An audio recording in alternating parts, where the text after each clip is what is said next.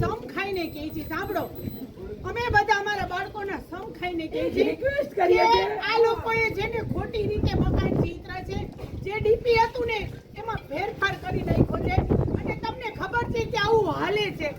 તમે સંવિધાનને માનતા હોવ ને તો ભલે આ લોકોએ ખોટું કર્યું હોય ને તો એને ભગવાન પરચો દેખાડશે. અમને ખાલી 10 તારીખ આપો, અમને ખાલી 10 તારીખ આપો. અમને કોર્ટ કહી દે છે ને કે તમને તમારા મકાન પાડી રાખો, તો અમે પાડી ના, અમે ખાલી કરીને વયા જશે. પણ 10 તારીખ મહાનગરપાલિકા અને પોલીસ પરિવારને બેયને અમારી નમ્ર વિનંતી છે, 10 તારીખ અમને આપો. અમારી અરજી એટલી જ છે, અમે લેખિતમાં આપ્યું છે અને મૌખિકમાં પણ કહી છે. કોઈ નથી. અમે અમારા બાળકોને સમ ખાઈને કહી છીએ કે આ લોકોએ જેને ડીપી કપાતમાં ફેરફાર કરી નાખ્યો છે, આડું અવળું ચિતરી નાખ્યું છે, જે તમને ન ખબર હોય.